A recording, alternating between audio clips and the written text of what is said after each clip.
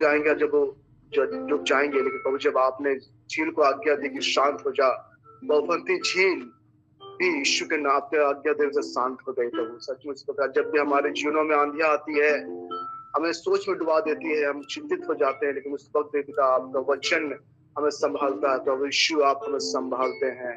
Thank you Jesus, thank you Lord, हमें बल देते हैं, हम आपकी स्तुति आराधना करते हैं प्रभु। Thank you Lord, thank you Jesus, thank you प्रभु। हम सारी बातों के लिए हम आपकी आराधना करते हैं, हम आपके नाम को महिमा देते हैं, आपकी स्तुति करते हैं, आराधना करते हैं। आपका मेरा पवित्र आत्मा आपका स्वागत करता हूँ। आइए पवित्र आत्मा अपने आत्मा से भर दीजिए। प्रभु यीशु मसीह आपका स्वागत है, परमेश्वर पिता आपका स्वागत है। अगला भी पवित्र आत्मा आपसे प्रेम करते हैं। Thank you Jesus, thank you प्रभु। आइए प्रिय उसकी आराधना करें। Thank you Jesus. शबर वाला तशका पिता का केवल शबर वाला बात।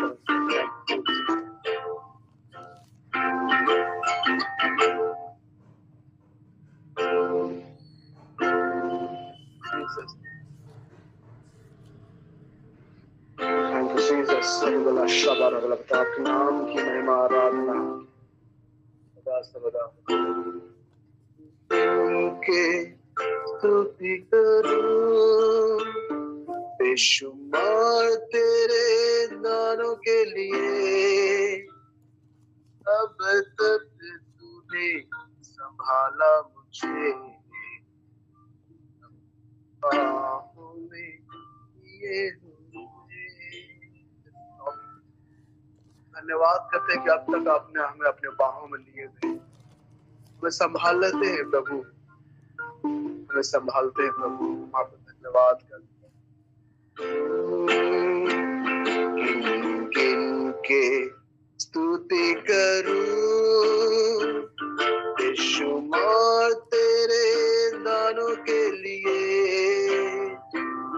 अब तक तूने संभाला मुझे, अपनी बाहों में लिए हुए। अब तक तूने संभाला मुझे, अपनी बाहों में लिए हुए। स्तुति करूं, बेशुमार तेरे दानों के लिए। अब तक तूने संभाला मुझे, अपनी बाहों में लिए हुए। अब तक तूने संभाला मुझे, अपनी बाहों में लिए हुए।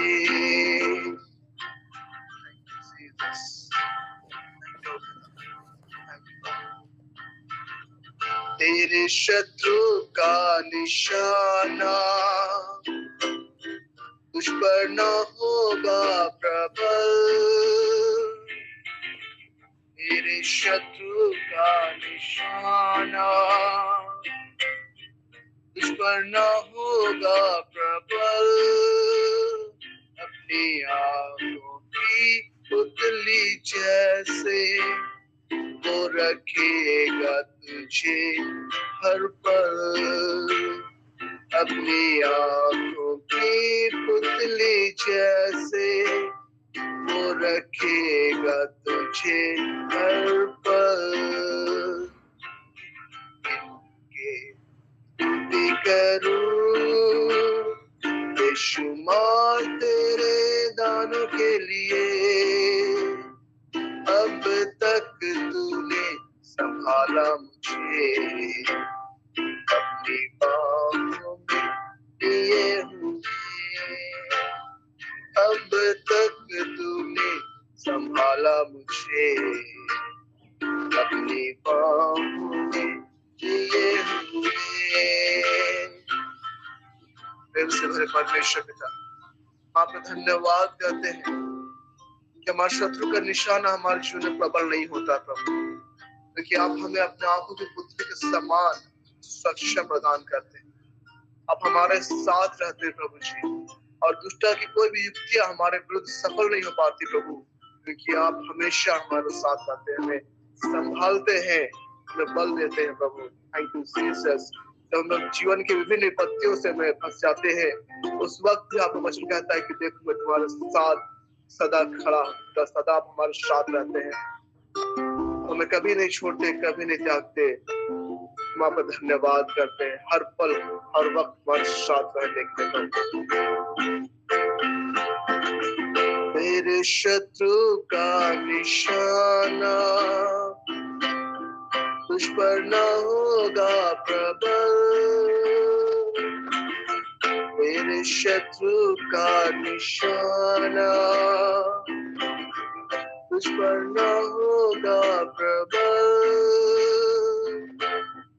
अपनी आंखों की पुतली जैसे वो रखेगा तुझे हर पल, अपनी आंखों की पुतली जैसे वो रखेगा तुझे हर पल, आंधियां बनकर आए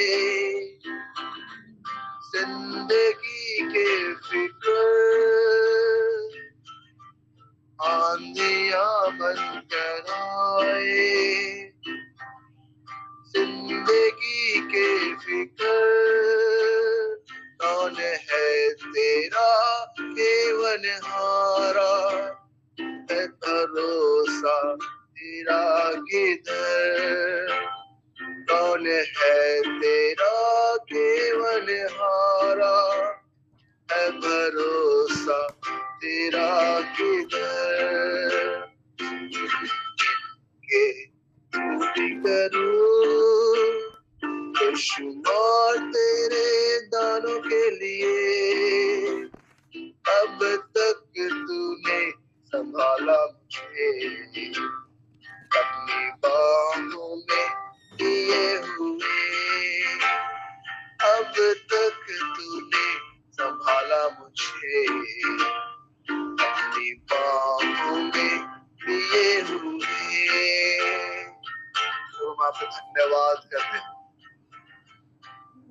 जब चिंताएं आंधियां बनकर हमारे जीवन में आती है प्रभु, तो उस वक्त आप हमारे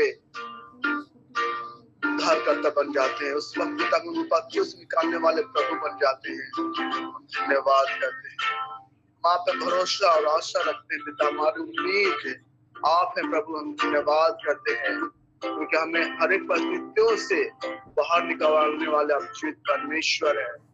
बहुत प्रभु बहुत साथ हम आपका धन्यवाद करते हैं, हमारी सहायता करते हैं विभिन्न परिस्थितियों में। हम आपके नाम यीशु मसीह के निकट आप आए प्रभु जी, और आपके नाम की महिमा कर पाए, आपकी आराधना करते हैं। Thank you Jesus, thank you Lord. आंधियां बनकर आए जिंदगी के फिक्र, आंधियां बनकर आए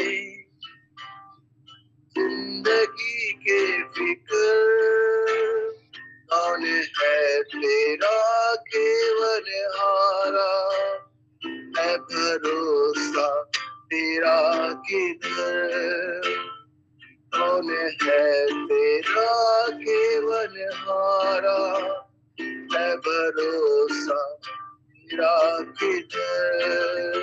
थैंक यू जीसस। हम आप पर भरोसा करते हैं प्रभु, आप हमारे जीवित परमेश्वर, हम आपकी आराधना करते हैं प्रभु। हम आप पे संपूर्ण मन, संपूर्ण बुद्धि, संपूर्ण ज्ञान से हम आपसे भरोसा करते हैं।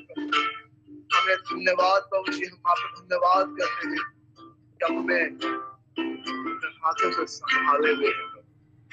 आप हमारे आड़ और ढाल और बल हैं मेरे परमेश्वर। Thank you Jesus, thank you Lord, thank you पिता। यीशु मसीह का पिता और हमारा पिता एक ही है, और आप पिता एक ही है। Thank you Jesus. हम यीशु मसीह आपने अपना वारिस ठहराया, तो पिता आपने अपना वारिस ठहराया, और वारिस है तो हम किसी के सही वारिस भी है प्रभु। Thank you Lord. Thank you, Jesus. Thank you, Lord.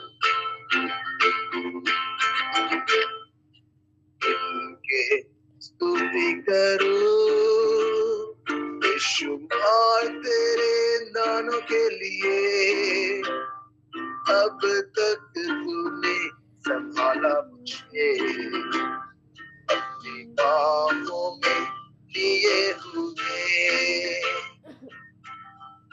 Jesus अपने बाहों में संभाले हुए हम अकेले नहीं हैं क्योंकि हमने कहा है कि जगत के अंत तक सदैव हमारे साथ हमारे हृदय में हमारे मनों में कभी विचारधारा आती है प्रभु कि हम अकेले हमारा साथ कौन देगा लेकिन पिता उस वक्त भी आप हमारे साथ रहते हैं अगर जानते हैं पिता हम विश्वास करते हैं कि हम कभी भी और कभी भी अकेले नहीं क्योंकि प्रभु यीशु आप हमारे साथ हैं हमारे आड़ और ढाल हमारे बल है प्रभु धन्यवाद करते हैं thank you Lord thank you बहुत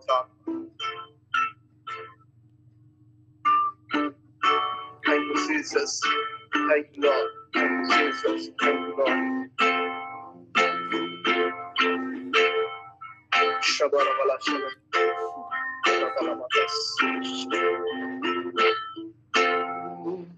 यहोवा मेरे पर मैं तुझसे प्रेम करता हूँ यहोवा मेरे पर मैं तुझसे प्रेम करता हूँ तू है मेरी चट्टान मैं तेरी शरण लेता हूँ तू है मेरी चट्टान मैं तेरी शरण लेता हूँ यहोवा तेरे पर मैं तुझसे प्रेम करता हूँ जो मैंने तुझको पुकारा और तेरी दुआई दी जो मैंने तुझको पुकारा और तेरी दुआई दी मैं अपने मंदिर से तुम्हें तेरी आवाज सुनी मैं अपने मंदिर से तुम्हें तेरी आवाज सुनी यहोवा मेरे बल मैं तुझसे प्रेम करता हूँ मेरे प्रिय सब कहें पवित्र पिता आप हमारे बल हैं हम आपसे प्रेम करते हैं प्रभु पवित्र पिता आप हमारे आड़ और ढाल हैं हम आपसे प्रेम करते हैं प्रभु यीशु मसीह पिता आप हमारे सब कुछ है हम आपसे प्रेम करते हैं पवित्र आत्मा हम आपको धन्यवाद करते हैं हम आपकी आराधना प्रशंसा महिमा करते हैं पिता धन्यवाद क्योंकि हम आप हमारे लिए स्वर्ग के जड़ों को खोल करके अपना आशीष परिपूर्ण करते हैं थैंक यू प्रभु इससे पहले कि हम आपसे प्रेम करें आपने हमसे बढ़कर प्रेम किया और पिता हमारे खातिर हमारे लिए प्रभु अपने बेटे यीशु मसीह को उस पर बलिदान कर दिया कि हम जीवन पाए प्रभु और बहुत आयत के जीवन पाए thank you Lord thank you Jesus तू है स्तुति के योग्य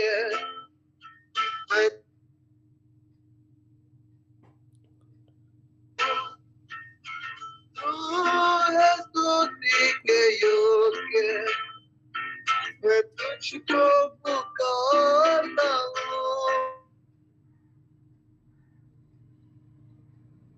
के योग्य मैं तुझको पुकारता हूँ और अपने शत्रुओं से छुड़ाया चाहता हूँ और अपने शत्रुओं से छुड़ाया चाहता हूँ वचन कहता है तूने तो मेरे प्राण आंखों को आंसू बहाने से और पिता मेरे पाँव को ठोकर खाने से बचाया है। Thank you Jesus. Thank you पिता, आप हमारी चिंता और परवाह करते हमें संभाले रखते हैं, अपने प्रेम के आशीषों से भर रखते हैं, अपने आत्मिक बल से भर रखते हैं पिता। धन्यवाद करते हैं, हम आपसे प्रेम करते हैं बहुत। Thank you Lord, thank you Jesus.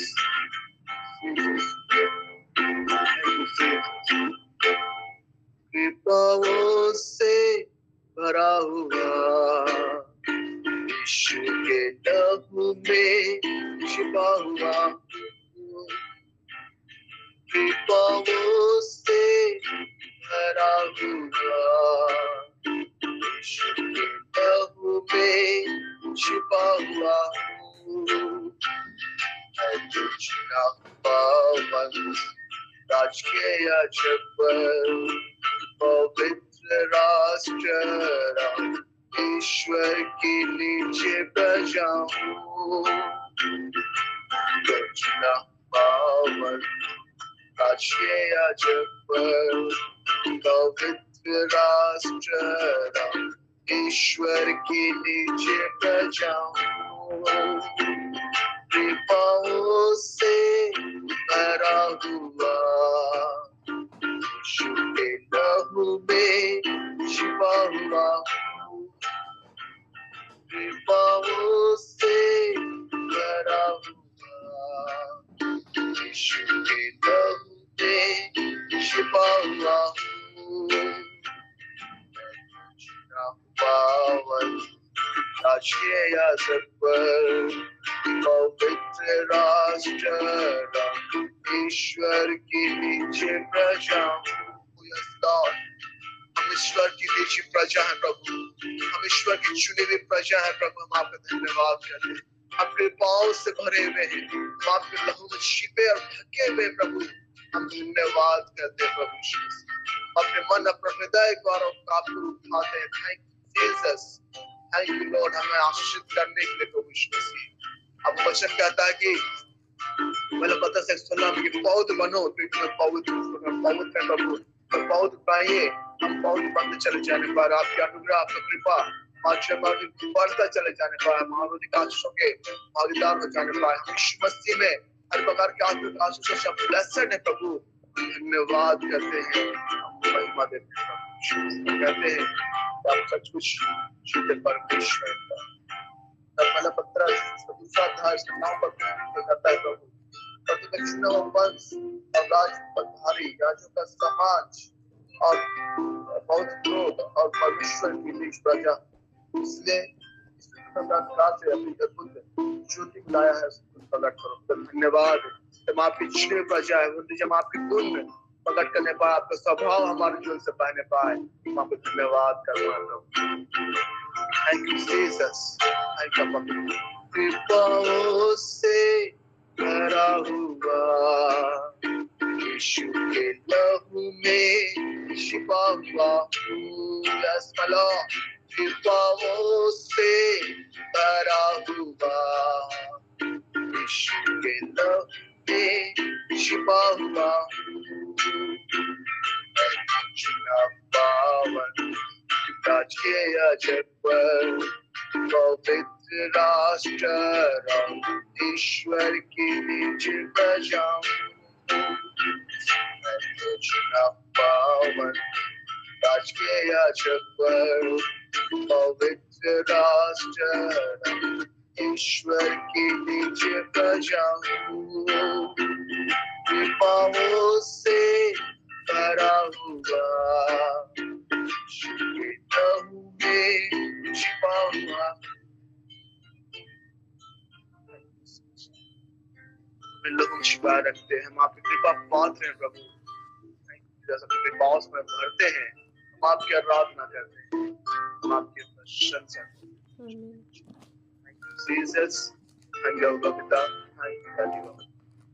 और इस वक्त हम आमंत्रित करते हैं रोज मैम को आज सेशन के लिए, डिक्लेमेशन के लिए। रोज मैम, आपका स्वागत है। Over to you ma'am. Thank you Jesus, thank you holy spirit God. धन्यवाद यीशु, धन्यवाद पवित्र आत्मा, आज के सुंदर दिन के लिए, समय के लिए। प्रभु यीशु आपको महिमा मिले। इस समय हम पवित्र आत्मा को वेलकम करते हैं। पवित्र आत्मा आइए और हमारे बीच में आइए, हमें आगे के सेशन को हमें लीड करने में हमारी सहायता करिए यीशु के नाम से। Thank you Jesus lord, thank you holy spirit God. जीवित परमेश्वर आपकी महिमा हो। Thank you Jesus lord, thank you holy spirit god. Hallelujah, hallelujah, yes lord Jesus, yes hallelujah. जैसा कि भजन संहिता 91 का 11 कहता है, क्योंकि वह अपने दूतों को आदेश देगा कि तुम जहाँ कहीं भी जाओगे वे तुम्हारी रक्षा करें। आमीन। पिता परमेश्वर, हम आपके वचनों को अपने जीवन में प्रोक्लेम करते हैं, घोषणा करते हैं कि आपके वचनों के द्वारा आज हम सुरक्षित पाए जाते हैं। We are protected Lord. Yes Lord, we decree and declare Lord. Yes hallelujah. हम घोषणा करते हैं कि हम चारों दिशाओं से सुरक्षित है और निर्देशित है। यस लॉर्ड, हम डिक्री डिक्लेयर करते हैं कि हमारे जीवनों में चारों दिशाओं से शुभ समाचार आते हैं। यस लॉर्ड, हम इन सब बातों की घोषणाएं करते हैं पिता। यस लॉर्ड, जैसा कि वचन कहता है भजन संहिता 23 में कि प्रभु हमारा चरवाहा है, हमें किसी बात की कमी नहीं है। यस लॉर्ड, वह हमें हरी हरी चराइयों में बैठाता है और शांति जल के पास ले चलता है। हम डिक्री डिक्लेयर करते हैं यस लॉर्ड जीसस, यस हमें किसी वस्तु की, किसी बात की घटी नहीं है, क्योंकि प्रभु यीशु हमारा चरवाहा है। हम डिक्री डिक्लेयर करते हैं लॉर्ड। यस लॉर्ड जीसस, हम डिक्री डिक्लेयर करते हैं पिता। यस लॉर्ड, आपकी आशीषें हर एक प्रकार की आपने आत्मिक आशीषों से हमें भर दिया है, जैसे कि एफिसी 1:3 कहता है। हम घोषणा करते हैं कि हम हर एक प्रकार के आत्मिक वरदानों से, आत्मिक आशीषों से हमें भरे गए हैं। यस लॉर्ड, हम डिक्री डिक्लेयर करते हैं हमारे जीवनों में। Thank you Jesus lord, thank you holy spirit god. Hallelujah, सेरेबोरी खान तला महाशो। हम डिक्री डिक्लेयर करते हैं लॉर्ड कि यीशु के कोड़े खाने से, जैसे यशायाह 53 का 4 और 5 कहता है कि यीशु ने हमारे लिए कोड़े खाए, अपना रक्त बहा करके उन्होंने हमें चंगाई दी है। यस लॉर्ड, यीशु के कोड़े खाने के द्वारा हम चंगे किए गए हैं। यस लॉर्ड, हम डिक्री डिक्लेयर करते हैं चंगाई हमारा भाग है, हम चंगाई हमारे जीवन का भाग है। यस लॉर्ड जीसस, हम घोषणा करते हैं क्योंकि ईसा मसीह ने हमारे लिए रक्त बहा करके हमारे पापों का प्रायश्चित किया और हम उन रिखून तला बहाशलहर और हम उनके रिखून तला से खूब वर्रियान से रिखून तला सेक्रीफाइस के द्वारा हम आज़ाद किए गए हैं। यस लॉर्ड जीसस, आपने अपना लहू बहा करके हमें पाप मुक्त कर दिया है पिता। हम डिक्री डिक्लेयर करते हैं yes lord Jesus, yes hallelujah. रिखून ता महाशुरबुरी खान तला महाशा। यस लॉर्ड, रिखून ता बहासा। हम घोषणा करते हैं कि रिखून तला आनंद हमारे जीवन का भाग है। यस लॉर्ड, रफूशर महान तला बहाशो। दीर्घ आयु का जीवन हमारा भाग है। हम घोषणा करते हैं यस लॉर्ड, हम डिक्री डिक्लेयर करते हैं लॉर्ड कि हम रिखून दला वुश रिखून दला, हम अपने हर एक क्षेत्र में हम आशीषित है। यस लॉर्ड, हम सामाजिक रूप से आशीषित है। हम डिक्री डिक्लेयर करते हैं हम रिखून तला, हम अपने पड़ोसियों के बीच में आशीषित है। हम डिक्री डिक्लेयर करते हैं प्रभु की करुणा हमारे जीवन में सदा की है। हम डिक्री डिक्लेयर करते हैं यस लॉर्ड, रिखून तला हम याकूब के वंशज है और हमारे जीवन में कोई भी टोना टोटका, कोई भी श्राप की बातें हमारे जीवन में कार्य नहीं करती है। हम डिक्री डिक्लेयर करते हैं कि हम प्रभु यीशु के कारण हम रिफोशल खून तला मोशल खून तला उद्धार पा चुके हैं। हम डिक्री डिक्लेयर करते हैं यस लॉर्ड जीसस, सरे खून तला उद्धार हमारे जीवन का भाग है। यस लॉर्ड, हम डिक्री डिक्लेयर करते हैं पिता। यस लॉर्ड जीसस, हम आश्चर्य खून तला हम सामाजिक रूप से आशीषित है, हम आर्थिक रूप से समृद्ध है। हम डिक्री डिक्लेयर करते हैं thank you Lord Jesus, thank you holy spirit God. और सारा आदर महिमा गौरव प्रशंसा हम प्रभु यीशु आपको देते हैं। Thank you Jesus Lord, we praise your holy name Lord, we glorify your name Lord. Thank you Jesus, thank you holy spirit God.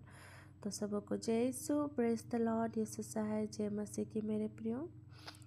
तो अब ये समय है गवाही का समय। तो मेरे प्रियो, कुछ इन्फॉर्मेशन मैं आप सबको देना चाहूँगी। जैसे कि अभी इस समय में हम देख रहे हैं कि हम प्रकाशित वाक्य को अध्ययन कर रहे हैं, तो थोड़ा समय का भी और थोड़ा लिमिटेशंस रहता है। तो इसीलिए हम जब भी अपने गवाही को रखेंगे तो हम पूरे डिटेल्स में नहीं बताएंगे, सिर्फ हम बताएंगे कि किस तरह आप उस समय चैलेंजेस फेस कर रहे थे और किस तरह आपने किस तरह प्रार्थना किया, किस तरह प्रभु के वचन के द्वारा आपके जीवन में उस समय बदलाव आए और किस तरह वो गवाही के रूप में वो आया, है ना। तो जैसे कि प्रकाशित वाक्य कहता है ना कि 12:11 में वे मेमने के लहू के कारण और अपनी गवाही के वचन के कारण उस पर जयवंत हुए। तो मेरे प्रियो, हमें वचन बेस्ड ही हमें अपनी गवाही शेयर करनी है कि किस तरह उस वचन ने आपको उस सिचुएशन से निकाला, और बहुत शॉर्ट और प्रिसाइज वे में आपको शेयर करना है, एकदम शॉर्ट में, और पूरे डिटेल्स में नहीं जाएंगे क्योंकि समय की कमी के कारण। तो जैसे कि मैं 2 एग्ज़ाम्पल के तौर पे मैं अपनी गवाही शेयर करना चाहूँगी कि जैसे कि प्रकाशित वाक्य बहुत समय से मैं बहुत बार पढ़ भी चुकी हूँ, लेकिन मुझे प्रकाशित वाक्य तब ऐसा लगता था कि अंतिम दिनों में सचमुच में ही ऐसे मतलब डायरेक्ट ऐसे ही स्नेक या ड्रैगन्स या फिर जो भी हम देख रहे हैं कि जानवरों के विषय में कि किस तरह ये सारे चीज़ें होंगे, तो मुझे तब समझ में नहीं आता था। लेकिन सचमुच में इस प्लेटफॉर्म के माध्यम से जब से प्रकाशित वाक्य का वो चैप्टर अध्ययन होना शुरू हुआ है, तो जैसे कि वचन कहता है ना कि मैंने तुम्हें हर एक प्रकार की आत्मिक आशीषें दे दी है, एफिसी 1:3। तो इस वचन के द्वारा मैं हर दिन प्रार्थना किया करती थी कि मुझे समझ की ज्ञान, मुझे समझ में नहीं आता है तो प्रकाशित वाक्य मुझे समझ में आए, इसके लिए मुझे पवित्र आत्मा से मैं प्रार्थना किया करती थी। तो सचमुच में प्रकाशित वाक्य अभी मुझे क्लियरली समझ में आने लगा है। तो सारा आदर, महिमा, गौरव, प्रशंसा प्रभु को मिले। हालेलुया, आमीन, प्रेज द लॉर्ड। और एक गवाही भी मैं शेयर करना चाहूँगी, ये कल की है। तो कल एक हमारे यहाँ पे डिजिटल लर्निंग सेंटर ओपन हुआ एक एरिया में, तो हमें एज ए चीफ गेस्ट बुलाया गया था। तो ऐसा था कि मैं थोड़ा मन ही मन बोल रही थी कि वहाँ पे पूजा होगा तो मुझे वो अटेंड नहीं करना है। तो उसी समय तुरंत पहला पत्रस 5:7 कहता है ना कि अपनी सारी चिंताओं को मुझ पर डाल दो। तो इस वचन के माध्यम से मैं सब कुछ सरेंडर की, और सचमुच में वहाँ गई तो ऐसा कुछ भी नहीं हुआ। तो सारा आदर, महिमा, गौरव, प्रशंसा प्रभु यीशु को मिले। तो इसी तरह एकदम शॉर्ट और प्रिसाइज वे में आप अपनी गवाही शेयर कर सकते हैं, कोई 2 गवाही। तो अभी मैं आप सबको आमंत्रित करती हूँ, आशा करती हूँ कि आपको समझ में आया हो। तो किन्हीं का भी अभी कोई टेस्टिमनी है कि तो आप शेयर कर सकते हैं, कोई 2 टेस्टिमनी।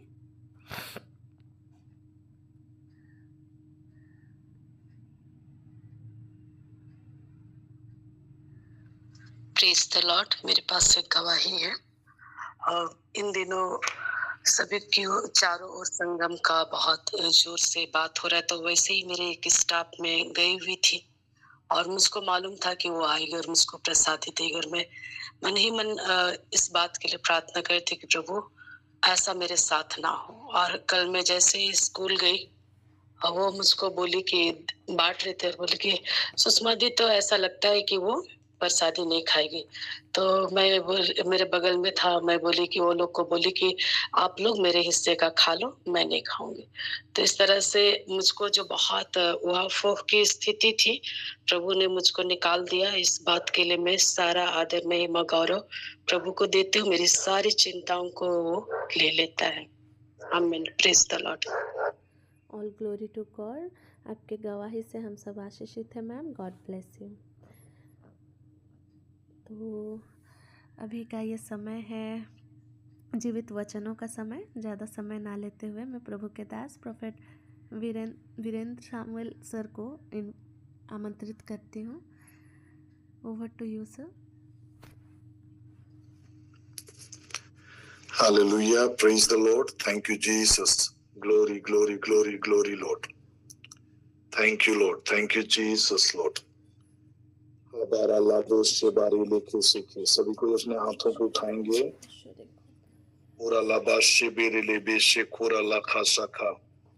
फिर मैंने स्वर्ग में और पृथ्वी पर और पृथ्वी के नीचे और समुद्र की सब सृजीवी वस्तुओं को और सब कुछ को जो उसमें है, यह कहते हुए सुना, जो सिंहासन पर बैठा है उसका और मेमने का धन्यवाद और आदर और महिमा और राज युगानुयुग रहे। थैंक यू जो सिंहासन पर बैठा है उसका और मेमने का धन्यवाद और आदर और महिमा और राज युगानुयुग रहे। और आदर और महिमा और राज युगानुयुग रहे। पिता, हम आपका धन्यवाद करते हैं। बाइबल कहता है कि आपने अंधकार के राज्य से हमें निकालकर अपने प्रिय पुत्र के राज्य में प्रवेश कराया है। धन्यवाद करते हैं पिता, आपने चाहा कि प्रभु यीशु मसीह रक्त बहाकर हम सबों के पापों का प्रायश्चित करे और हम विश्वास के द्वारा उसके फल को पाए। धन्यवाद देते हैं प्रभु यीशु मसीह ने वध होकर अपने लहू के द्वारा हम सबों को मोल लिया है। हम प्रभु यीशु मसीह के लहू के द्वारा हम खरीदे गए हैं पिता, हम धन्यवाद करते हैं। उबेरे ले बोश शेबाना मना खारा लख हो सीखे। आदर महिमा गौरव प्रभु हम आपको देते हैं। धन्यवाद के साथ ही प्रार्थना अर्पण करते हैं हमारे उद्धारकर्ता मसीह यीशु के नाम से, आमीन। प्रकाशित वाक्य अध्याय 1 पद संख्या 3। धन्य है वह जो इस भविष्यवाणी के वचन को पढ़ता और वे जो सुनते हैं और इसमें लिखी हुई बातों को मानते हैं, क्योंकि समय निकट है। इन दिनों हम लगातार प्रकाशित वाक्य की किताब को हम लोग अध्ययन कर रहे हैं और चैप्टर वाइज, चूंकि समझने में हमारी सहूलियत हो बोल के हम चैप्टर वाइज चीजों को अभी देखना प्रारंभ किए हैं। तो आज हम चैप्टर 11, कल इसका अध्ययन हम लोग ने शुरू किया था और इसी को आज हम कंटिन्यू करेंगे। और मैं चाहूंगा कि हम लोग पद संख्या 6 से लेकर आगे के वचन को हम लोग पढ़ेंगे एक साथ। मैं बीएसआई बाइबल के वर्जन को पढ़ रहा हूं, आपके पास बाइबल है, आप भी ओपन कर सकते हैं। अध्याय 11 पद संख्या 6 से हम लोग पढ़ेंगे। हाँ, केवल 6 को पढ़ेंगे, कोई भी पढ़ सकते हैं। प्रकाशित वाक्य 11 का 6। उन्हें अधिकार है कि आकाश को बंद करे कि उनकी भविष्यवाणी के दिनों में मेघ न बरसे, और उन्हें सब पानी पर अधिकार है कि उसे लहू बनाए, और जब जब चाहे तब तब पृथ्वी पर हर प्रकार की विपत्ति लाए। आमीन। ये जो 2 टेस्टमनी, चाहे 2 गवाह, जैसे कि हम कल भी डिस्कस कर चुके थे कि 2 टेस्टमनी पुराने नियम में भी हमने देखा कि कैसे 2 टेस्टमनी के द्वारा ही चीजें साबित होती थी या मान्य होती थी या स्वीकृत होती थी।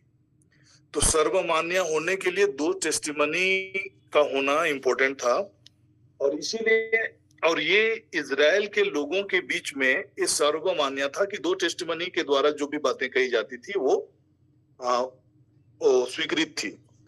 और वैसे ही प्रभु यीशु मसीह के पुनरुत्थान के समय में हम देखते हैं कि 2 स्वर्गदूत वहां पर उनकी मौजूदगी देखा जाता है। और जब प्रभु यीशु मसीह का स्वर्गरोहण होता है तो कल हमने देखा था कि वहां भी 2 स्वर्गदूत उपस्थित होते हैं। और जब प्रभु यीशु मसीह जब अपने चेलों को सुसमाचार प्रचार के लिए 70 जो प्रेरित थे उनको भेजते थे, 2-2 करके भेजते हैं। तो इस प्रकार से कई रेफरेंसेस आपको मिलेंगे जहां पर 2 के बारे में बातें होती है। तो यहाँ पर जो 2 गवाह के रूप में जो प्रकट होते हैं, ये अंत के कगार पर है।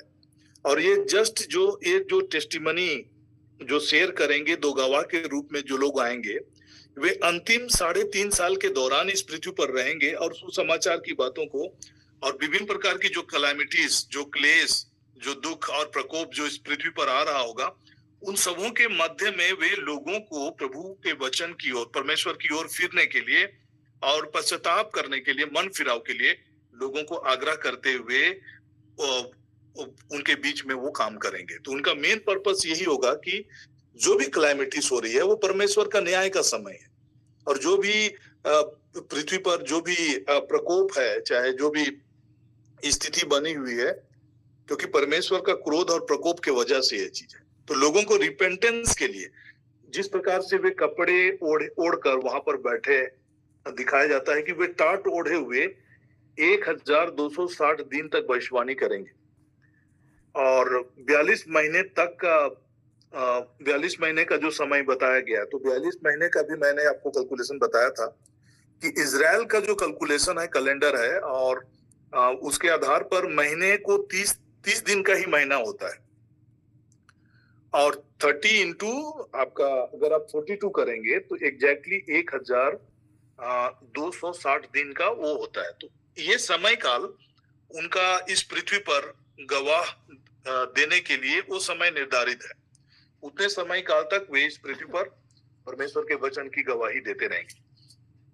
तो ये दो जो गवाह होंगे, इन चीजों को लेकर कई बार लोगों में कई प्रकार की दुविधा और कई प्रकार के कंफ्यूजन्स होते हैं। तो उन्हीं चीजों को आज मैं आपके बीच में क्लैरिफाई करना चाह रहा हूं कि ये जो गवाह हैं उसके जो बिब्लिकल रेफरेंसेस हैं, उस रेफरेंसेस के आधार पर हम लोग आज आइडेंटिफाई करने का प्रयास करेंगे कि वो जो दो गवाह हैं, 2 विटनेसेस हैं, वो कौन है।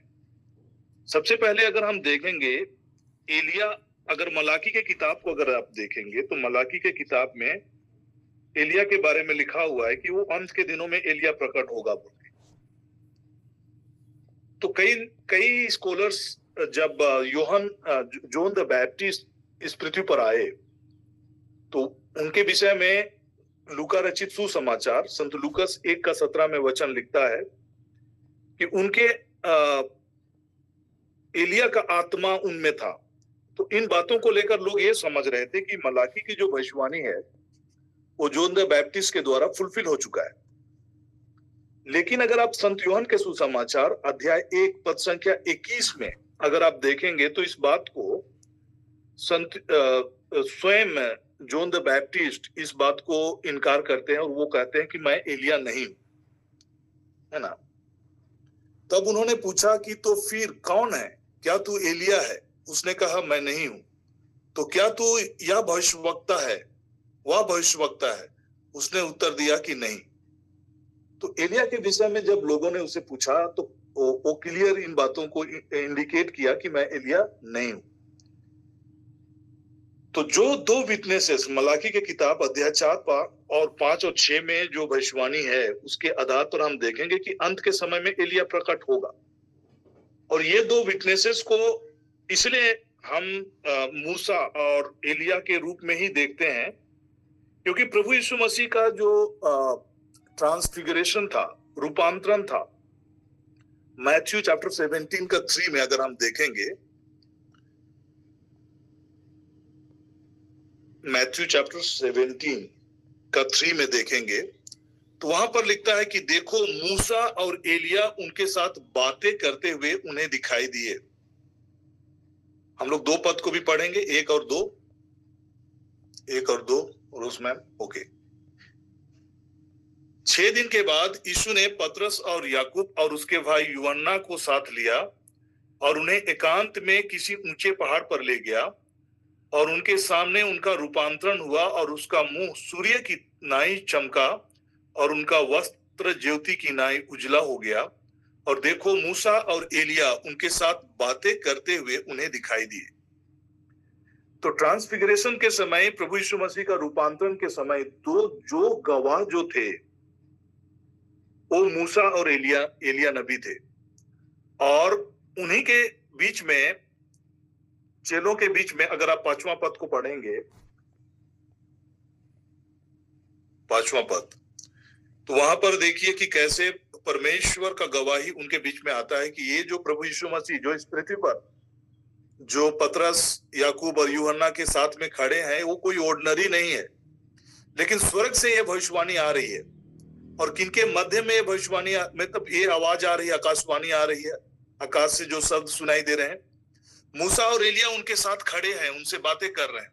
और जब वे बातें कर रहे हैं तभी वह बोल ही रहा था कि देखो एक उजले बादल ने उन्हें छा लिया, और देखो उस बादल में से यह शब्द निकला कि यह मेरा प्रिय पुत्र है जिसे मैं प्रसन्न हूं, इसकी सुनो।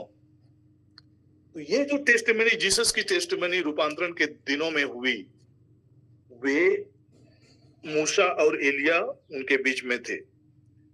तो अगर हम रेफरेंसेस को देखेंगे, बाइबल के रेफरेंसेस को अगर हम गौर करके देखेंगे, उसका पद संख्या 6 को पढ़ेंगे हम लोग। अभी हम लोग लौटेंगे प्रकाशित वाक्य में।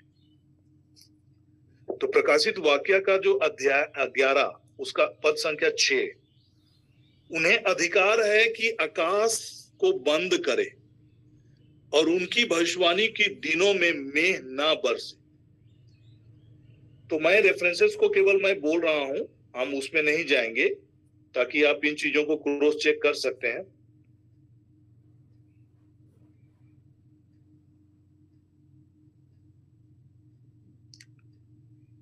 एलिया के दिनों में हम लोग देखेंगे, कई रेफरेंसेस एलिया के बारे में कहा जाता है कि एलिया के दिनों में मतलब वो 3 साल तक और 3 साल 6 महीने तक पानी नहीं बरसा। पहला राजा 17 का 1, उसका लूका का सुसमाचार 4 का 25 और याकूब का पुस्तक अध्याय 5 पद संख्या 17 और 18। मैं फिर से बोल रहा हूं, पहला राजा 17 का 1, संत लूकस का सुसमाचार अध्याय 4 का 25, लूका रचित सुसमाचार अध्याय 4 का 25 और याकूब का पत्र अध्याय 5 पद संख्या 17 और 18। ये उनका टाइमिंग का ड्यूरेशन है, करीब वो जो टाइमिंग और प्लस जो में नहीं बरसने का जो समय के बारे में जो वृतांत है, एलिया पुराने समय में उनके दौरान पे जब राजा आहाब के समय में में नहीं बरसा, मतलब बारिश नहीं हुआ था करीब 3.5 वर्ष तक। तो वही चीज का घटना का जिक्र हम यहाँ सुन रहे हैं कि उनके भविष्यवाणी के द्वारा में नहीं बरसेगा। तो जिसे लोग आइडेंटिफाई करेंगे कि जो पुराने ग्रंथ में जो एलिया नबी, जो कि एक बहुत बड़ा भविष्यवक्ता के रूप में इजरायली लोग उन्हें देखते हैं, तो वो आकर टेस्टिफाई करेगा जीसस के बारे में, तो लोग उसको एक्सेप्ट करेंगे। और मूसा आकर वहां पर टेस्टिफाई करेगा, क्योंकि जीसस जब इस पृथ्वी पे थे तो कई बातों को लेकर वो उलझ जाते थे और मूसा के ग्रंथों को लेकर रेफरेंसेस करके जीसस का ही विरोध करते थे कि मूसा के व्यवस्था में तो ऐसी बातें लिखी हुई है, मूसा के ग्रंथों में तो ऐसी बातें लिखी है, मूसा ने ऐसा हमें सिखाया है। तो इस प्रकार से वे जीसस से उलझ जाते थे और जीसस का ही विरोध करते थे। लेकिन अब जब मूसा स्वयं खड़ा होकर इस बातों को टेस्टिफाई करेंगे, जीसस के बारे में गवाही देंगे, तो लोग तो उन चीजों को समझ पाएंगे। और ये उस समय होगा जो 1,44,000 के सुसमाचार प्रचार के दौरान जो लोग मन नहीं फिराए होंगे, वे ये 2 टेस्ट जो गवाह होंगे, अंतिम गवाह जो परमेश्वर की ओर से होगा, जो कि राज्य के सुसमाचार का प्रचार और गवाह के विषय में हम लोग बाइबल में देखते हैं रेफरेंसेस में। तो मैं सुसमाचार, मत्ती का सुसमाचार उसका 24 अध्याय का पद संख्या का 14 का पद को मैं पढ़ रहा हूं। तो यहाँ पर 2 बातें लिखी गई है, और राज्य का यह सुसमाचार सारे जगत में प्रचार किया जाएगा। तो ये 1,44,000 एवेंजलिस्ट जो होंगे वे सुसमाचार के प्रचार को करेंगे और हर जगह सुसमाचार का प्रचार होगा। अभी जिस प्रकार से इलेक्ट्रॉनिक मीडिया है, जिसके जरिए हम लोग कहीं से भी कोई भी मैसेज सुन सकते हैं, किसी भी प्रीचर का सुन सकते हैं, तो लाइकवाइज एआई का जो टूल्स है और बहुत सारे जो अभी के समय के आधार पर सुसमाचार का प्रचार जिस रफ्तार से होगा, ये इमेजिनेशन से बाहर है। मतलब इतने बड़े तादाद पर होगा और एक्सेसिबल होगा, हर एक को एक्सेस होगा, हर लोग तक ये सुसमाचार की बातें पहुंचेंगी उन दिनों में। और सब जातियों पर गवाही हो। तो ये सब जातियों पर गवाही की जो बातें हैं, ये दो जो गवाह होंगे, जिनके द्वारा सभी जातियों पर ये गवाही होगा। किस चीज का गवाही होगा? कि जीसस जो है वो परमेश्वर का पुत्र है, जो मनुष्य बनकर इस पृथ्वी पर आया और सभी मनुष्य जातियों के लिए अपने प्राण की आहुति देकर हर एक को पाप को हर लिया, ईश्वर का बलित मेमना के रूप में आया। और जो कोई उस पर विश्वास करेगा उसका सर्वनाश नहीं होगा, बल्कि वो अनंत जीवन को पाएगा। तो ये सारी चीजों की गवाही सारे राज तक, हर एक जाति जाति पर पहुंचेगी। तो दो बातों को हम लोग यहाँ पर सुन रहे हैं, तब अंत आ जाएगा। अंत आने का मतलब होता है कि शैतान का जो अभी जो कंट्रोल इस पृथ्वी पर है, उसका समाप्ति हो जाएगा। उसके बाद प्रभु यीशु मसीह का राज्य का प्रारंभ होगा।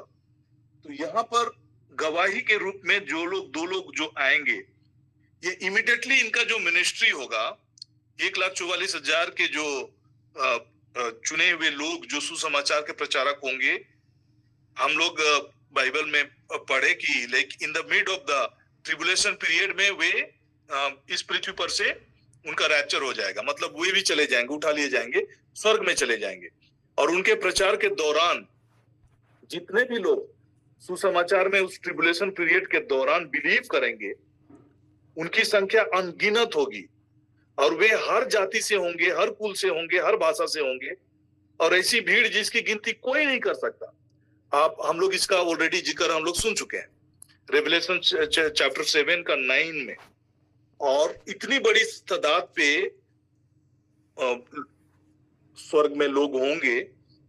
और उसके बाद तब भी बहुत सारे ऐसे लोग होंगे जो लोग तब भी बिलीव नहीं कर रहे होंगे, और ये टेस्टिफाई करने के लिए दो गवाह इस पृथ्वी पर आएंगे और वे तरह तरह की विपत्तियों को प्रदर्शित करेंगे। मूसा के समय में हम लोग देखते हैं कि कैसे फिरौन जब हट्ठी हो गया था और वो इजरायलियों को जाने का परमिशन नहीं दे रहा था, प्रकार तरह तरह की विपत्तियां उनके जीवन, मतलब मिस्र देश में हम तरह तरह की विपत्तियां आई, कई प्रकार के प्लेग आए, बीमारियां आई। तो उसी प्रकार का चीजों का रिपीटेशन होगा और एक बड़ा स्केल पे होगा। और पानी पर भी अधिकार है और उसे लहू बनाए। हम देखते हैं कि मूसा जब इस पृथ्वी पर थे तो उस दौरान पे मिस्र देश का जितने भी जो पानी थे वो भी लहू में कन्वर्ट हो गया था। और कई प्रकार की बीमारियां आई थी, कई प्रकार की विपत्तियां आई थी, एक के बाद एक विपत्तियां आ रही थी। और जब जब चाहे तब तब पृथ्वी पर हर एक प्रकार की विपत्ति को लाए। तो इस तरीके से जब लोगों को चेतावनी के तौर पर, है ना, उनके मन फिराव के लिए चेतावनी के तौर पर ये सारी चीजें, क्योंकि ये समय जो है परमेश्वर का प्रकोप का समय है, और इन्हीं के बीच में वे टेस्टिफाई करेंगे, गवाही को देंगे। तो इनका वो मिशन रहेगा। लेकिन जस्ट अंत के समय में, मतलब एक समय आएगा जब हम लोग 7 वचन से लेकर हम लोग 14 वचन तक हम लोग एक बार पढ़ेंगे। उसके बाद हम लोग इसको थोड़ा सा डिटेल में हम लोग डिस्कस करेंगे। तो एनीबॉडी कैन रीड पद संख्या 7 से लेकर 14 तक। हम लोग ध्यान से सुनेंगे, क्योंकि हम ऑलरेडी सुन चुके हैं। जो पढ़ता है वो भी धन्य है, जो सुनता है वो भी धन्य है। और हम लोग अभी भविष्यवाणी के इन वचनों को पढ़ रहे हैं और सुन रहे हैं। आपके पास बाइबल है तो साथ साथ आप पढ़ सकते हैं अपने माइक को म्यूट करके, लेकिन कोई हमारे बीच में से मैं चाहूंगा कि पढ़ेंगे।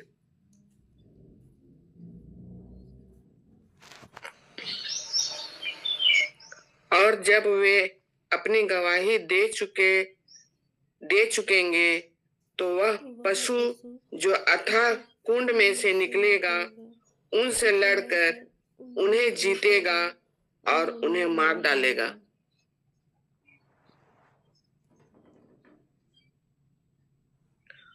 और उनकी लोथें उस बड़े नगर के चौक में पड़ी रहेंगी जो आत्मिक रीति से सादोम और मिस्र कहलाता है, जहां उनका प्रभु भी क्रूस पर चढ़ाया गया था।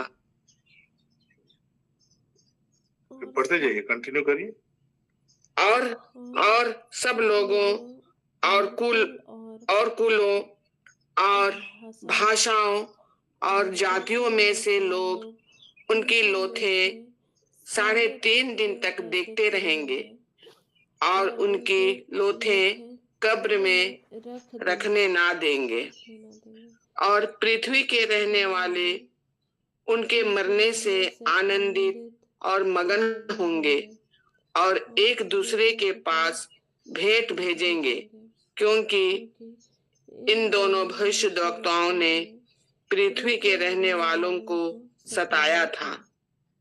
और 3.5 दिन के बाद परमेश्वर की ओर से जीवन की आत्मा उनमें बैठ गई और वे अपने पांवों के बल खड़े हो गए और उनके देखने वालों पर बड़ा भय छा गया और उन्हें स्वर्ग से एक बड़ा शब्द सुनाई दिया कि यहाँ ऊपर आओ।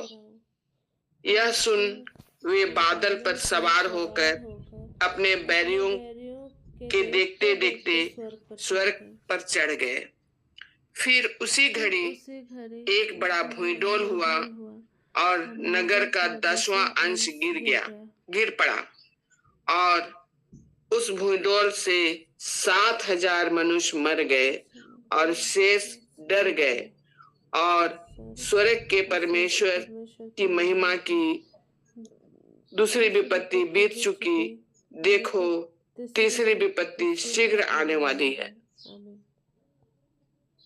ओके, तो यहाँ पर हम क्या देख रहे हैं कि जो टेस्टिमनी, जो गवाह, जो परमेश्वर की ओर से आएंगे, एलिया नबी जो कि शरीर उठा लिया गया था बवंडर में, और मूसा का भी शरीर को प्रिजर्व रखा गया। हम यहूदा का किताब में उसका वर्स 9 में हम लोग देखेंगे कैसे मिखाएल स्वर्गदूत और शैतान के बीच में उनके 100 को लेकर बहस होता है और वो सारी चीजों का हम लोग सुन रहे होते हैं। तो उनका भी एक बार डेथ होना, मतलब डेथ होना, उसके बाद फिर ग्लोरीफाइड बॉडी में वे उनका फिर से स्वर्ग में जाना, क्योंकि ये तय है। अगर हम इब्रानी का किताब में देखेंगे तो उसमें लिखता है कि हर एक मनुष्य का एक बार मरना तय है। तो वही चीज हम लोग यहाँ पर देखेंगे कि वे अपने टेस्टिमनी और गवाही की बातों को पूरी करने के बाद, फुलफिल करने के बाद, जो पशु होगा, जो कि चैप्टर हम लोग एंटी क्राइस्ट, ये पशु का बारे में जो जिक्र सुन रहे हैं वो एंटी क्राइस्ट है। और अगर हम चैप्टर 12 की बातों को अगर अभी पढ़ेंगे इसके बाद में, तो बहुत सारी चीज कनेक्ट होते हुए आपको मालूम होगा कि कैसे उनको पावर मिल रहा है और कहां से पावर आ रहा है। तो ये सारी चीज एक के बाद एक कनेक्ट होता चला जाएगा। जैसे हम लोग अगला चैप्टर में पढ़ेंगे, फिर 13 चैप्टर में जाएंगे, एक दूसरे से को रिलेटेड है। ये कई बार मैंने कहा कि ये एक के बाद एक नहीं हो रहा है, मतलब ये सब चीज एक साथ हो रहा है साइमल्टेनियसली, लेकिन हमारे समझ के लिए इनको चैप्टर वाइज इनको रखा गया है ताकि हम एक एक विषय को सही रीति से हम लोग समझते चले जाएंगे। तो यहाँ पर जो पशु है वो अब उन पर हावी होकर उन पर जीतता है और उनको मार डालता है। जो 2 विटनेस हैं उनको मार डालता है और उनके शवों को नगर के चौकों में पड़े रहने दिया जाता है। आत्मिक रूप से सदोम और मिस्र कहलाता है, जहां उनका प्रभु भी क्रूस पर चढ़ाया गया था। तो आत्मिक रूप से सदोम और मिस्र जो जगह कहलाया जाता है जहां हमारा प्रभु मरा है, ये स्पष्ट है। हमारा प्रभु कहाँ मरा? हमारा प्रभु यरूशलेम में मरा। तो स्पिरिचुअल सदोम और मिस्र की जो बातें हैं, जहां प्रभु यीशु मसीह को क्रूस पर चढ़ाया गया, उसी स्थान को कहा जाता है। तो सब लोगों और कुलों और भाषाओं और जातियों के लोग उनके शवों को 3.5 दिन तक देखते रहेंगे और उनके शवों को कब्र में रखने नहीं देंगे। एक बहुत बड़ा ये मतलब एक मुद्दा हो जाएगा और सब लोग इस घटनाक्रम को देख रहे होंगे। आज हम लोग जब ये भविष्यवाणी यूहन्ना के समय की गई होगी तो कई लोग अचंभित कर रहे होंगे, कैसे संभव है कोई एक पर्टिकुलर जगह में कोई शव रखा है और पूरा दुनिया के लोग देखेंगे, कैसे हो सकता है? प्रभु यीशु मसीह के आने के बारे में तो ठीक है, वो आकाश से आएंगे, बादलों पर आएंगे, तो हो सकता है कि बादल में सब कोई देख पाएंगे, लेकिन जो शव जमीन पर रखा हो उसको कैसे देख सकते हैं? उस समय में ये इम्पॉसिबल लगता था। लेकिन आज जब हर एक के हाथों में मोबाइल है, टीवी है, हर कोई इजीली वर्ल्ड के कोई भी घटनाक्रम को हम लोग इजीली सेम टाइम में हम लोग देख सकते हैं। क्रिकेट मैच अगर ऑस्ट्रेलिया में हो रहा है, हम लोग उसको मोबाइल के जरिए, टीवी के जरिए सेम टाइम में हम लोग उसको देख रहे होते हैं। तो यही चीजें उस समय में जब ये भविष्यवाणी की गई थी, समझ के देखिए, लोगों को ये इम्पॉसिबल लगता था कि how will it be possible, कैसे हो सकता है कि लोग सबको ही देखेंगे। लेकिन आज जब हम इतने टेक्नोलॉजी इतना डेवलप हो चुका है, कैमरा और जितने भी टीवी और जितने नेटवर्क, ये सारी चीजों को देखते हुए आज हम इन चीजों को इमेजिन कर सकते हैं कि इट इज पॉसिबल। जो भी घटनाक्रम होगा उस समय में सारी दुनिया के लोग देखेंगे और पृथ्वी में रहने वाले उनके मरने से आनंदित और मगन होंगे और एक दूसरे के पास भेंट भेजेंगे, क्योंकि इन दोनों भविष्यवक्ताओं ने पृथ्वी के रहने वालों को सताया था। तो कई लोग, जो लोग प्रभु को ग्रहण नहीं करेंगे, जो उनके सुसमाचार पर बिलीव नहीं करेंगे, वे लोग इन चीजों को लेकर उनका विरोध ही करेंगे और ये लोग ये सोचेंगे कि ये लोग, इनके वजह से हम लोग के ऊपर में सतावट है और इनके वजह से हम लोग सताए गए और इन प्रकार की विपत्ति आई, तो उनके मरने की वजह से लोग आनंदित होंगे और एक दूसरे को गिफ्ट बांटेंगे। पूरे ट्रिबुलेशन पीरियड के दौरान पे यही 3 दिन ऐसा दिन होगा जहां पर आप आनंद मनाते हुए या खुशियां मनाते हुए लोगों को देखेंगे। उसके पहले पूरे 7 साल, 7.5 साल, मतलब 7 साल के दौरान कहीं पर भी ऐसा एक भी क्षण ऐसा नहीं होगा जहां आप आनंद मनाते हुए या खुशियां बांटते हुए लोगों को देख सकते हैं। केवल यही जो 3.5 दिन का समय होगा, उसी दौरान पे लोग एक दूसरे को भेंट देंगे, एक दूसरे के साथ आनंदित होंगे। ये पूरे ट्रिबुलेशन पीरियड में यही पीरियड एक ऐसा पीरियड होगा जहां पर लोग आनंद मनाते हुए दिखेंगे। परंतु 3.5 दिन के बाद परमेश्वर की ओर से जीवन का सांस उसमें बैठ गया और वे अपने पांवों के बल खड़े हो गए और उनके देखने वालों पर भय छा गया। तब उन्हें स्वर्ग से एक बड़ा शब्द सुनाई दिया, यहाँ ऊपर आओ। क्योंकि जब उनका शरीर रूपांतरित हो जाएगा, मतलब वे ग्लोरीफाइड बॉडी में हो जाएंगे, तो स्वर्ग से जब आवाज आ जाएगा तो वो लोग स्वतः स्वर्ग की ओर बादलों पर उठा लिए जाएंगे। अभी का जो मौजूदा शरीर है उसमें हम लोग उठ नहीं सकते, लेकिन जब ग्लोरीफाइड बॉडी होगा तो जिस प्रकार से रैप्चर में जो घटनाक्रम होगा उसी रीति से इनको भी लोग उठते हुए देखेंगे। लेकिन इनका जो होगा ये क्षण भर में नहीं होगा, ये स्लो प्रोसेस में होगा और सभी लोग उनको बादलों में उठा लिए जाते हुए लोग देखेंगे। तो इनके वजह से बहुत लोगों का मन फिरा होगा और वे परमेश्वर, स्वर्ग के परमेश्वर की आराधना करेंगे और उसकी महिमा करेंगे। यह सुनकर, मतलब 12, तब उन्हें स्वर्ग से एक बड़ा शब्द सुनाई दिया, यहाँ ऊपर आओ। यह सुन वे बादल पर सवार होकर अपने बैरियों के देखते देखते स्वर्ग पर चढ़ गए। फिर उसी घड़ी एक बड़ा भूकंप हुआ और नगर का 10वां भाग गिर पड़ा और उस भूकंप से 7,000 मनुष्य मर गए और शेष डर गए और स्वर्ग के परमेश्वर की महिमा की। दूसरी विपत्ति बीत चुकी, देखो तीसरी विपत्ति शीघ्र आने वाला है।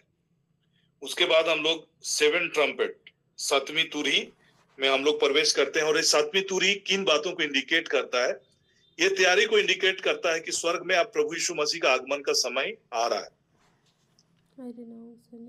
तब 7वें दूत ने तुरही फूंकी तो स्वर्ग में एक इस विषय के बड़े बड़े शब्द होने लगे, जगत का राज हमारे प्रभु का और उसके मसीह का हो गया और वह युगानुयुग राज्य करेगा।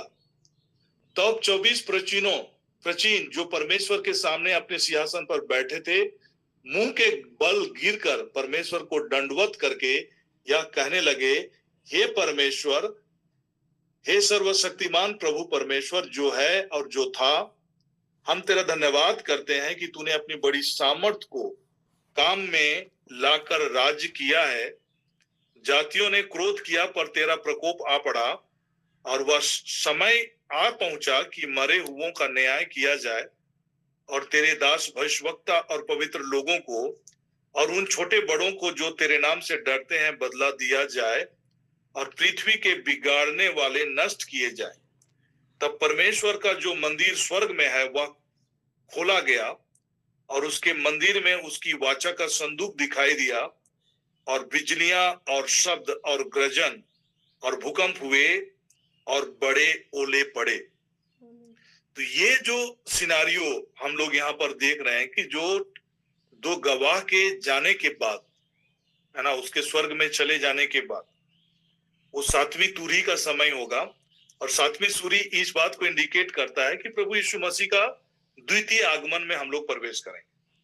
लेकिन अगर हम 12 चैप्टर और 13 चैप्टर को पढ़ेंगे तो द्वितीय आगमन के पहले की घटना है, जो कि हम 11 चैप्टर में द्वितीय आगमन की तैयारियों के विषय में सुन रहे हैं कि अब प्रभु यीशु मसीह का आने का समय का पूरा घटनाक्रम और उसका झलक यूहन्ना के द्वारा प्रस्तुत किया जाता है। फिर 12 में चैप्टर में हम लोग देखेंगे कि फिर स्वर्ग में एक बड़ा चिन्ह दिखाई दिया।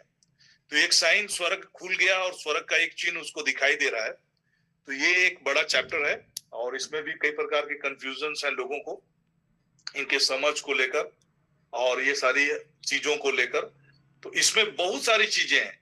इसमें जो प्रेजेंट में जो सिचुएशंस है उन बातों को भी बयां किया गया है, और जो शैतान के स्वर्ग से गिराए जाने के बाद कैसे वो पूरे आकाश में, हेवनलीज में अपना स्पिरिचुअल रेल्म में अपना कंट्रोल स्थापित किया है, और लगातार कैसे स्वर्गदूत मिखाएल और शैतान के राज्य का लड़ाई जारी है, वो सारा चीज यहाँ पर इस चैप्टर में हम लोग देखेंगे। तो ये चैप्टर एक बड़ा चैप्टर है, इसको हम लोग नेक्स्ट टाइम हम लोग जब इसमें अध्ययन करेंगे तो इसमें ट्रिबुलेशन पीरियड के घटनाक्रम को भी दर्शाया गया है, और ट्रिबुलेशन पीरियड से पहले का घटनाक्रम, जब स्वर्ग से शैतान को गिराया गया था, अपना पोजीशन वो खोया, उसके बाद कैसे वो स्पिरिचुअल रेल्म में अपना एक पोजीशन मतलब नीचे गिरा दिया गया था, उसके बाद उसका पोजीशन कैसे अपने दूतों के साथ में वो अपना लड़ाई के सिलसिला को कायम रखा है। तो वो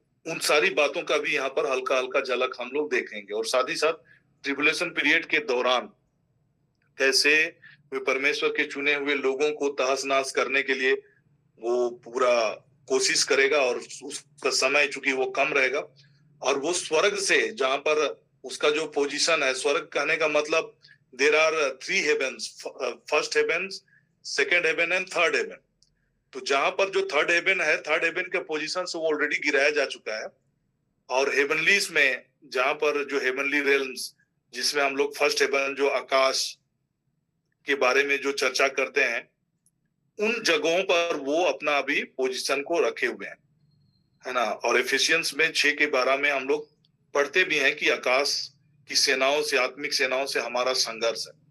तो ये जो संघर्ष का हालात के बारे में भी यहाँ पर हम लोग जीख रहे हैं, लेकिन वहां से भी, उस पोजीशन से भी उनको अभी गिरा दिया जाएगा और वो पृथ्वी पर आ जाएंगे, और पृथ्वी पर आएंगे, और पृथ्वी पर आने के बाद वो एंटी क्राइस्ट को पावर देंगे, और उनका पूरा पावर के साथ जब वो पृथ्वी पर कदम रखेंगे। सोचिए, अभी शैतान डायरेक्टली पृथ्वी पर कदम रखा नहीं है, वो हेवनली से ही पूरा चीजों को कंट्रोल कर रहा है, स्पिरिचुअल रेल्म से ही चीजों को कंट्रोल कर रहा है। सेलेस्टियल रेल्म जो हम लोग कहते हैं, आकाश के बारे में जो एफिसियों में आप पढ़ेंगे तो वहां पर बाइबल में जिक्र है कि कैसे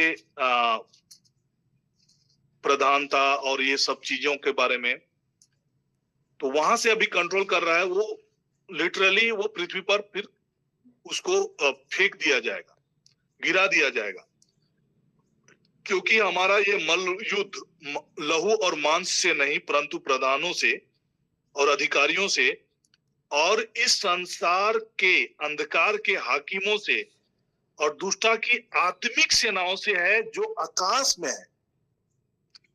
तो अभी जो आकाश, जिस चीजों को हम आकाश कह रहे हैं ना, वहीं से अभी ऑपरेट करते हैं। नक्षत्र, तारे और ये सारे जो इलाके हैं, वहां से ये ऑपरेट कर रहे हैं। जब वे पृथ्वी पर गिरा दिए जाएंगे, कहने का मतलब हम 12 चैप्टर में पूरे डिटेल्ड है और बहुत गहरा है, उनके बारे में हम लोग जब पढ़ना शुरू करेंगे लाइन बाय लाइन, तो बहुत सारी चीजें हमें समझ में आने लगेगी, और वे फुल पावर में होंगे और एंटी क्राइस्ट को वो पावर को देंगे। तो जो पावर उनके पास होगा, एग्जैक्ट पावर एंटी क्राइस्ट को दिया जाएगा। शैतान का पूरा पावर के साथ वे ऑपरेट करेंगे और पृथ्वी पर तबाही करना शुरू करेंगे। आप इमेजिन नहीं कर सकते हैं कितना भयावह पृथ्वी का जीवन उस समय में होगा, जब antichrist fully take over करके पूरा सब चीज को डिस्ट्रॉय करना चाहेगा, परमेश्वर के लोगों को मतलब तहस नहस करने का पूरा ये करेगा, क्योंकि समय उनका बहुत कम जानते हुए उन सारी चीजों को करने का प्रयास करेगा। तो यहाँ जो हम 2 विटनेसेस के बारे में जो आज सुने, ये विटनेसेस ये ट्रिबुलेशन पीरियड के दौरान ये सारे विटनेसेस आएंगे और अपनी गवाही देंगे, और इनका एक अपना पर्पस होगा ट्रिबुलेशन पीरियड के दौरान लोगों को परमेश्वर की ओर मन फिराव के लिए लोगों को भविष्यवाणी करना और उनके में गवाही देना कि प्रभु यीशु मसीह ही सच्चा परमेश्वर है और वो हमारा उद्धारकर्ता और मसीह है। तो इस बात का वो गवाह देंगे। तो आइए हम इस क्षण अंतिम प्रार्थना की ओर बढ़ेंगे और मैं फादर जी से आग्रह करूंगा कि वे हम सबों को अंतिम आशीष की प्रार्थना हमारी अगुवाई करेंगे।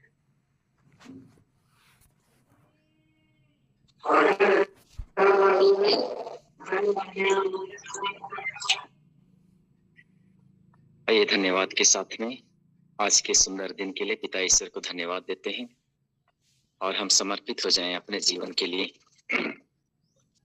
प्रभु ने हमें अपने अद्भुत वचनों के द्वारा हमें परिपोषित किया है और जीवित वचनों को हमने सुना है, बहुत सारे अद्भुत बातों को अपने जीवन के लिए, अपने भविष्य के लिए और आने वाले समय के लिए। आइए हम एक एक लोगों के जीवन के लिए प्रभु को धन्यवाद दें। प्रभु अद्भुत है, जीवन देने वाला है, और वही प्रभु यीशु हम सबों से कहते हैं तुम संसार की ज्योति हो। आज वही ज्योति जिसके बारे में प्रभु हम सबों से कहते हैं अंधकार को दूर करता है। हम अंधकार से दूर रहें, बुराई से दूर रहें और अपने जीवन में इन बातों की चर्चा करें, मनन करें जो जीवित वचनों के द्वारा हम सबों के लिए आध्यात्मिक जीवन के लिए हमें दिया गया है। और हम एक दूसरे के लिए प्रार्थना करें। पिता परमेश्वर, मैं वचन सुनने वाले एक एक प्रियों को, एक एक माता पिता को, भाई बहनों को, बेटे बेटियों को, उनकी हर एक आवश्यकताओं को हम समर्पित करते हैं। विशेष करके इन दिनों जो भी बीमार हैं, जो प्रार्थना की आशा करते हुए प्रभु के चरणों में आए हैं, प्रभु उन्हें अपने पवित्र हाथों से स्पर्श करे, चंगाई प्रदान करे। और विशेष करके भिन्न भिन्न परिस्थिति से जूझ रहे इस प्लेटफॉर्म में आने वाले मेरे प्रियों को पिता परमेश्वर विशेष कृपा प्रदान करे। आइए हम आज के दिन को समर्पित करें, आज के पवित्र दिन को और आज के सभी कार्यों को आपके जीवन में, आपके परिवार में हर समय प्रभु आपकी मदद करे। आइए हम जीवित परमेश्वर के द्वारा आशीर्वाद ग्रहण करेंगे। प्रभु के नाम में ही हमारा कल्याण है, उसी ने स्वर्ग और प्रभु आप लोगों के साथ हो और सर्वशक्तिमान पिता परमेश्वर, पिता और पुत्र और पवित्र आत्मा का आशीर्वाद आप पर उतरे, आपके परिवार के एक सदस्यों पर उतरे, आपके कार्य क्षेत्र में और आपके कार्यों में उतरे और सदा सर्वदा बना रहे। आमीन।